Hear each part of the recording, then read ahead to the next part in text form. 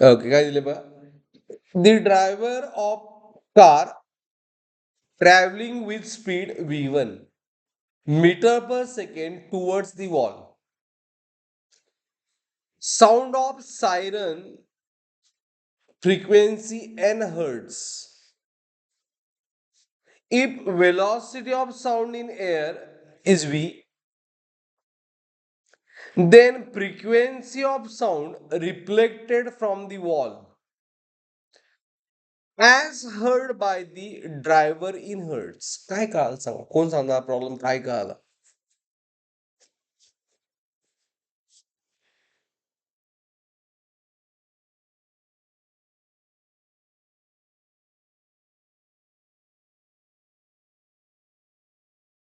आता मी सांगतो बघा, ऐका.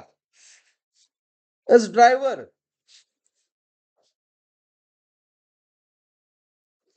as driver of the car is moving with velocity V1. बरोबर, ऐका प्रॉब्लेम आहे का. ट्रॅव्हलिंग विथ वेलॉसिटी V1 म्हणजे VS किती दिले? V1. बरोबर आहे. त्यानं हॉर्न वाजवला, साऊंड क्रिएट झाला. ओके, पुढं वॉल आहे.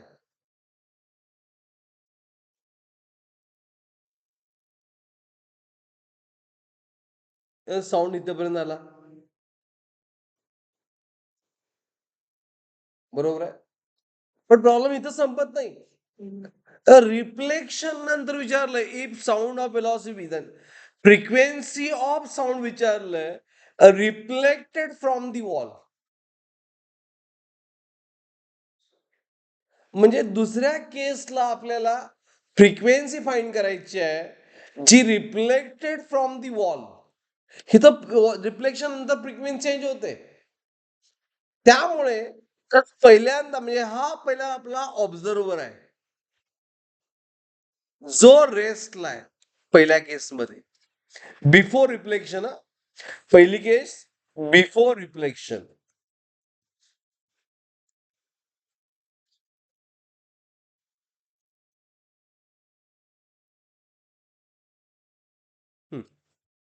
मग सांगा मला एन नॉट काय येणार formula.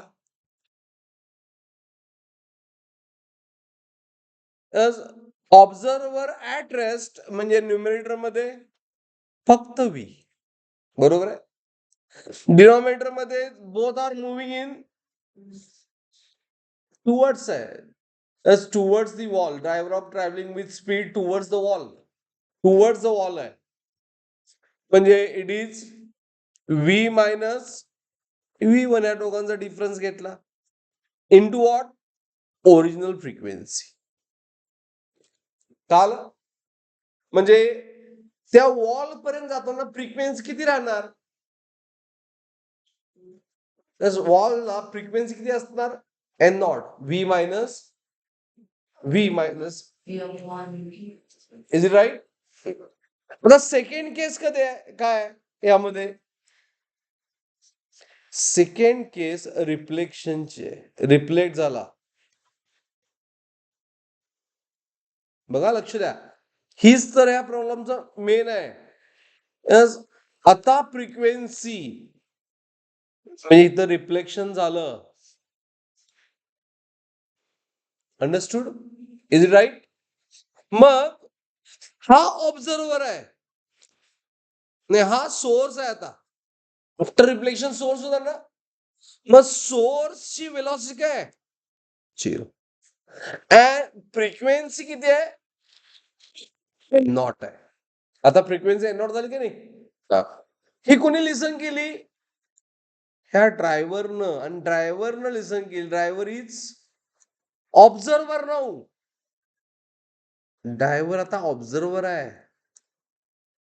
Okay, moving with how much? ड्रायव्हरनं परत लिसन केली. Is it clear? अंडरस्टूड? मग एस एन नॉट वन नवीन ऍपरंट फ्रिक्वेन्सी काय असणार? आता ह्यामध्ये source stationary but observer moving आहे and they are moving opposite, म्हणजे V minus V one is right. यामध्ये ऑब्झर्वर मुव्हिंग आहे, म्हणजे न्यूमरेटर मध्ये ऑब्झर्वर ची रिलेटिव्ह व्हेलॉसिटी, डिनॉमिनेटर मध्ये सोर्स 0 आहे, म्हणजे फक्त व्ही इंटू काय येणार सांगा, V minus V one into इथं लिहायचं मला काहीतरी, ते झालं. इथं मी काय लिहायचं सांगतो, डायरेक्ट सांगू नकोस, फॉर्म्युलामध्ये सांग. इथं फ्रिक्वेन्सी लिहायला लागते आपल्याला, किती, सिम्बॉल एन नॉट, कारण आता फ्रिक्वेन्सी किती आहे, एन नॉट. हे कळालं काय ना, इथं फ्रिक्वेन्सी चेंज झाली एन नॉट. मग आता एन नॉट ची व्हॅल्यू काय काय मयुरेश, आता एन नॉट ची व्हॅल्यू काय, v minus V one by v. N naught किती आहे, एक मिनिट, आपलं काय चुकलेलं ना, बोथ आर मुव्हिंग अपोजिट आहेत ना. बघा नंबर 2 मध्ये रिफ्लेक्शनला व्ही वन आणि व्ही अपोजिट आहेत, म्हणजे इथे काय घ्यायला पाहिजे, positive. Okay, it is a v upon v minus V one. चला सॉल्व प्रॉब्लेम. एक मिनिट, एक प्रॉब्लेम कम्प्लीट करतो आणि जर परत एकदा वाचा. ओके, मी तर एन नॉट ची व्हॅल्यू पुट केली बघा, एन नॉट ची value in term of N,